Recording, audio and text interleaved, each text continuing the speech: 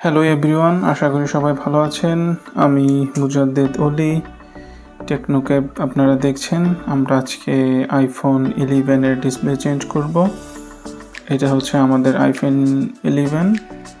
Customer কোনো কারণে হয়তো স্ক্রিনটা ড্যামেজ করে ফেলেছে, তো আমরা এখন এটা ডিসপ্লে চেঞ্জ করব। পাশেই হচ্ছে আমাদের আইফোন 11-এর কমার্শিয়াল ডিসপ্লে। তো প্রথমেই আমরা মোবাইলটাকে অফ করে নিব, তাহলে হয়তো আমাদের কাজ করতে সুবিধা হবে। তো আমি মোবাইলটা অন করেছি আপনাদের দেখানোর জন্য যে ডিসপ্লেটার কোন জায়গাটাতে প্রবলেম রয়েছে বা আসলেই মোবাইলটা কাজ করে কিনা সেটার জন্য। তো আমরা দেখতেই পাচ্ছি মোবাইলটা অন হয়ে গিয়েছে। আমরা এখন মোবাইলটা অফ করে নিব। কাস্টমার আমাদের পাসওয়ার্ড দিয়ে গিয়েছে। তো চলুন কথা না বাড়িয়ে আমরা কাজ শুরু করি। প্রথমেই আমরা মোবাইলের নিচের দিকে যে দুটো স্ক্রু থাকে ওই দুটো স্ক্রু খুলে ফেলব।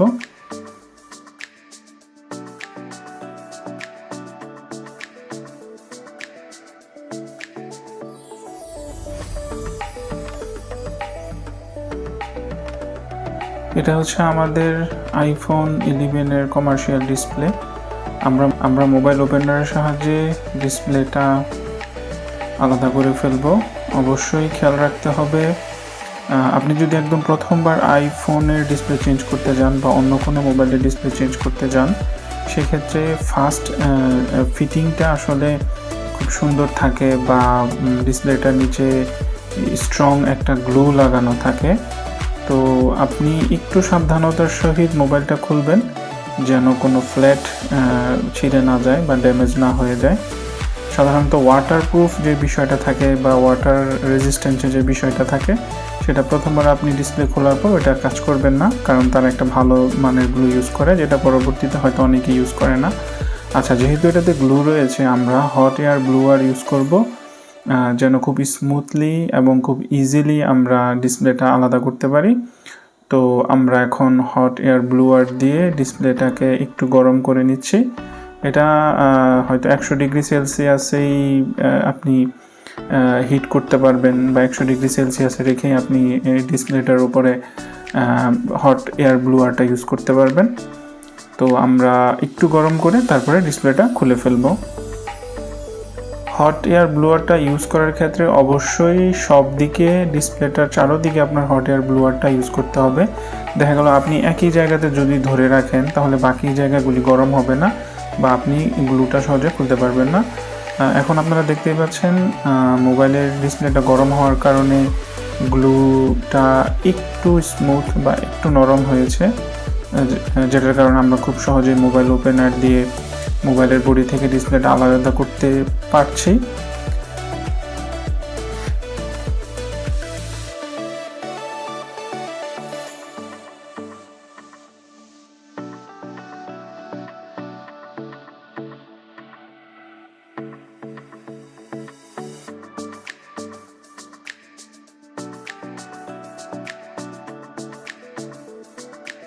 আপনারা দেখতে পাচ্ছেন যে ডিসপ্লেটা খুব সহজে খুলে আসছে না। আমরা আবারও হট এয়ার ব্লুয়ার দিয়ে এটাকে আবার গরম করে নিব এবং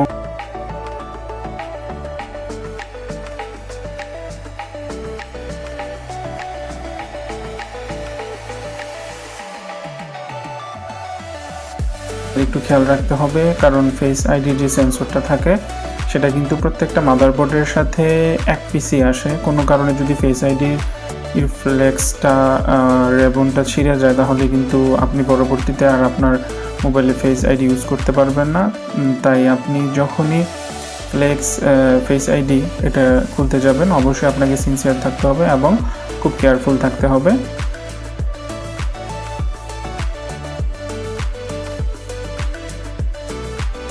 আপনি একটু গরম বেশি করে নেবেন যেন খুব সহজেই আপনি ডিসপ্লেটা খুলে ফেলতে পারেন। সাধারণত আইফোনের যে রিবন কেবলগুলি থাকে এটা আইফোনের স্ক্রিনের বা মোবাইলটা ডান পাশে থাকে। তো আপনি এভাবেই খুলবেন যেন মোবাইলটা বাম দিক দিয়ে খুলে, ডান দিক দিয়ে খোলা যাবে না, কারণ ডান দিক দিয়ে খুলতে গেলে হয়তো ফ্লেক্স ছিঁড়ে যেতে পারে। তো আমরা এখন মোবাইলের ডিসপ্লের যে শিল্ড থাকে ওটা খুলে ফেলবো এবং আনস্ক্রু করব।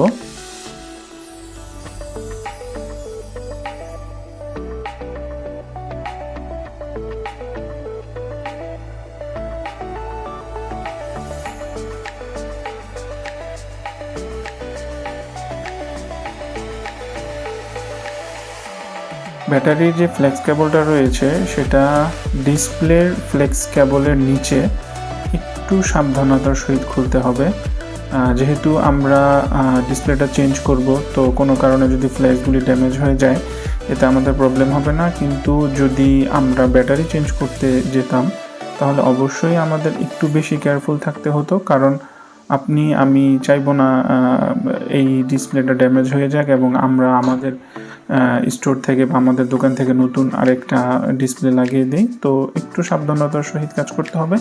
আমরা আইফোনের যে ব্যাটারিটা থাকে সেটার কেবল খুলে ফেলেছি। এখন আমরা আরও একটা শিল্ড রয়েছে, এটা হচ্ছে আপনার ইয়ারপিস, প্রক্সিমিটি সেন্সর এবং ফেস আইডি, ওইটার ফ্লেক্স কেবলের শিল্ড, আমরা ওইটা এখন খুলে ফেলবো।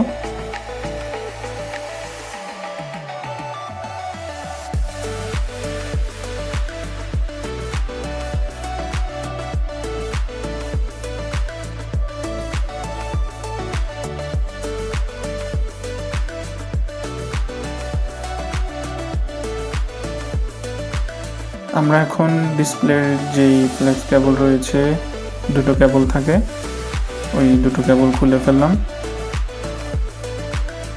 আমরা ফেস আইডির যে ফ্লেক্স কেবল থাকে ওইটাও খুলে ফেলবো। আপনারা দেখতেই পাচ্ছেন ডিসপ্লেটা খুলে এসেছে। তো আমাদের ডিসপ্লে খোলা শেষ। এখন আমরা ইয়ারপিস, ক্যামেরা, প্রক্সিমিটি সেন্সর বা ফেস আইডি যে ফ্লেক্সটা রয়েছে এটা আমরা এখন আনস্ক্রু করব এবং এটা খুলে ফেলব। এই ফ্লেক্সটা খোলার ক্ষেত্রে আমরা আবারও হট এয়ার ব্লোয়ার ইউজ করব, কারণ যেহেতু এখানে গ্লু দেয়া রয়েছে বা এই প্রথম আমরা ডিসপ্লেটা চেঞ্জ করতে যাচ্ছি, তো অবশ্যই সুন্দর করে আমাদের খুলতে হবে যেন কোনো ধরনের ড্যামেজ না হয়।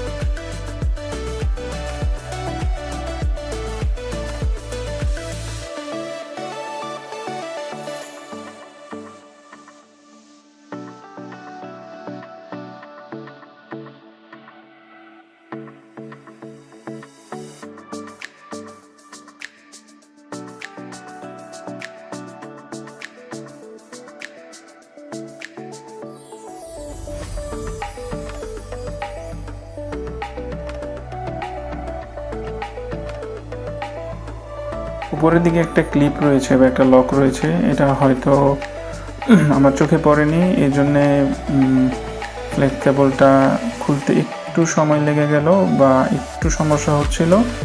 তো আমরা যদি কোনো কারণে ফ্লেক্স কেবলটা খুলতে না পারি, আমরা কিন্তু তাড়াহুড়ো অবশ্যই করব না, কারণ এখানে কিন্তু আপনার ফেস আইডি রয়েছে, তো খুব সাবধান বিষয়টাতে।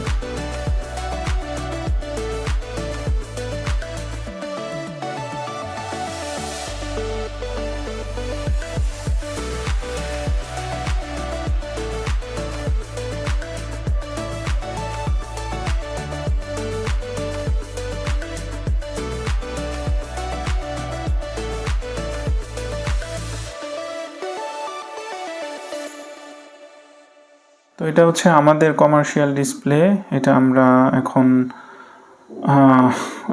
মোবাইলের বডিতে বসিয়ে দিব। তবে এটার আগে অবশ্যই আমাদের ডিসপ্লের উপরে যে ইয়ারপিস ক্যামেরা রয়েছে সেটা বসাতে হবে।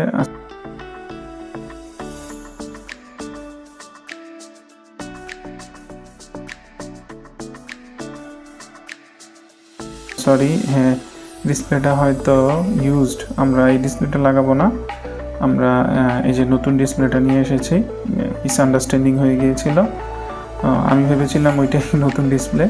তো যাই হোক, এটা হচ্ছে আমাদের নতুন ডিসপ্লে। এটাতে আমরা এখন এয়ারপিস এবং ফেস আইডির যেই ফ্লেক্স কেবলটা রয়েছে সেটা বসাবো।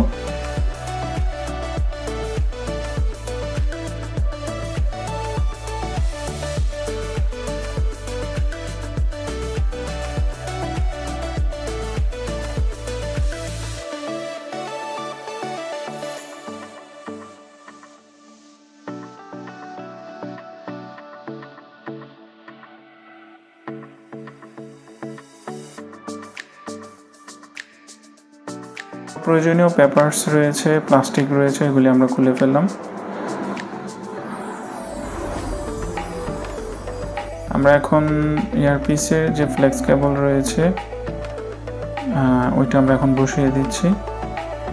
এটা একদম পজিশন দেখে সুন্দর মতো বসাতে হবে এবং 3টা স্ক্রু লাগিয়ে দিতে হবে আটকানোর জন্যে।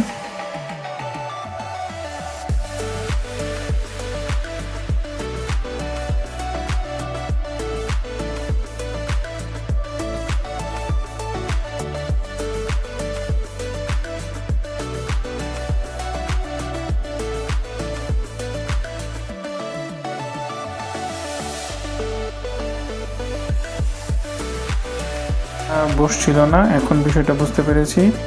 আমরা যখন পুরানো ডিসপ্লে থেকে এয়ারপিস সহ ফ্লেক্সটা খুলে এসেছি, ওখানে কি বলে এটা, এয়ারপিসের যে প্রোটেক্টর শিল্ডটা থাকে বা একটা নেটের মতো থাকে, ওইটা সহ খুলে ফেলেছি।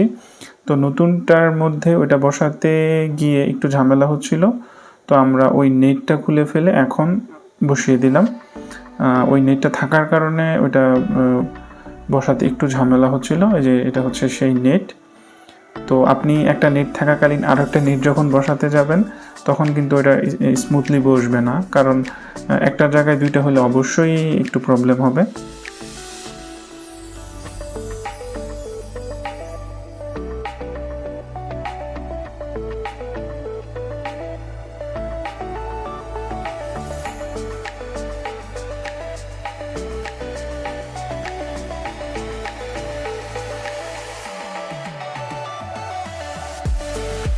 আমরা স্ক্রুগুলো লাগিয়ে দিচ্ছি।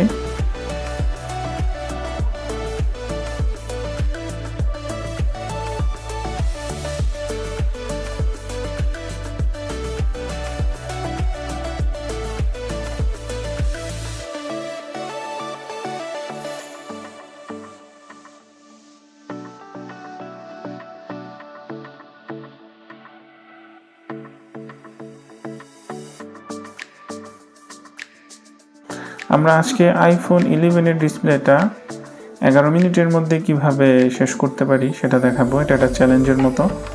তো দেখি আমরা এটা আজকে কমপ্লিট করতে পারি কিনা এই টাস্ক।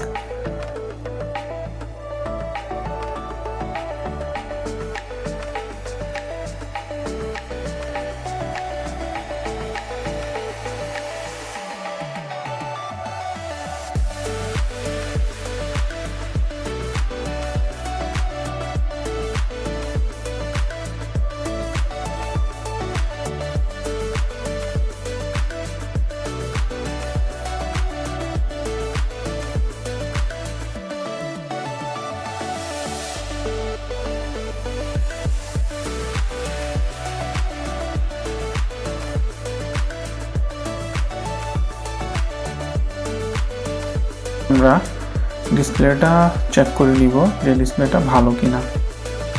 আর স্ক্রুগুলি অর্গানাইজ করার ক্ষেত্রে একটু সাবধানতা অবলম্বন করবেন, কারণ সবসময় চাইবেন যে স্ক্রুটা যে পজিশন থেকে খুলেছেন সেখানে যেন আপনি আবার বসাতে পারেন, এতে ইজি হবে কাজটা।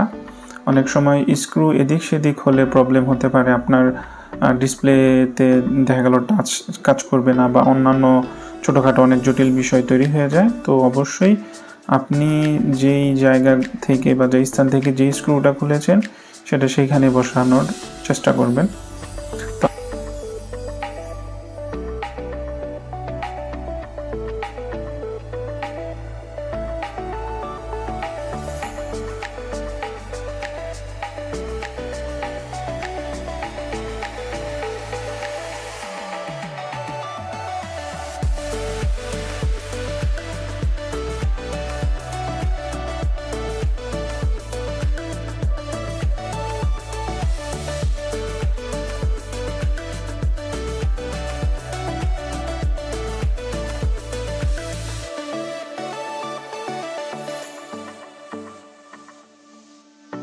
সেফটি এবং সুবিধার জন্য আমরা মোবাইলটা আবার অফ করব, যেহেতু আইফোন 11।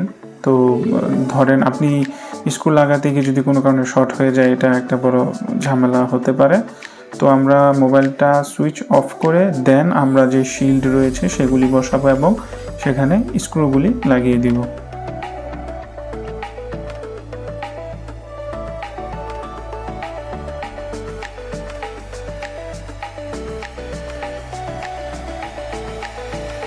প্রথমেই আমরা ব্যাটারির যে ফ্লেক্স কেবলের উপরে শিল্ড রয়েছে সেটা লাগাবো। একটু সাবধানতার সহিত লাগাতে হবে, কারণ শিল্ডটার ঠিক উপরেই রয়েছে এলসিডির কানেক্টর বা এলসিডির ফ্লেক্স।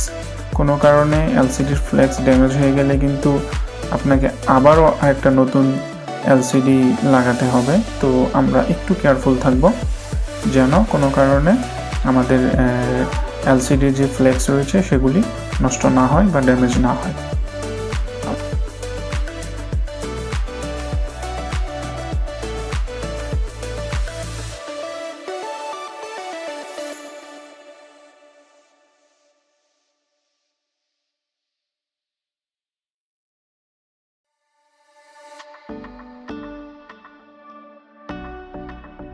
আমাদের ব্যাটারির যে শিল্ড রয়েছে সেটা লাগানো হয়ে গিয়েছে। এখন আমরা শিল্ড লাগাচ্ছি। এই শিল্ডটা হচ্ছে ডিসপ্লে এবং ফেস আইডির যে রিবন কেবল রয়েছে সেটার শিল্ড। তো আমরা এখন স্ক্রুগুলি লাগিয়ে দিচ্ছি।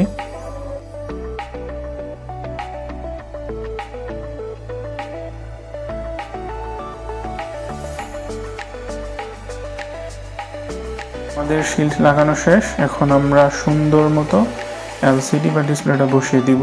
আমরা এলসিডি বসানোর ক্ষেত্রে অবশ্যই তাড়াহুড়া করব না বা খুব বেশি জোরে এলসিডিতে প্রেসার দিব না, কারণ আপনি যদি ঠিক পজিশনে এলসিডিটা বসান এটা স্মুথলি নর্মালি খুব ইজিলি বসে যাবে। এখানে প্রেসার দেওয়ার বা জোরে চাপ দেওয়ার কিছু নেই। তো এলসিডিটা সুন্দর মতো বসে গিয়েছে। এখন আমরা নিচের যে দুটো স্ক্রু রয়েছে সেগুলো লাগিয়ে দিব।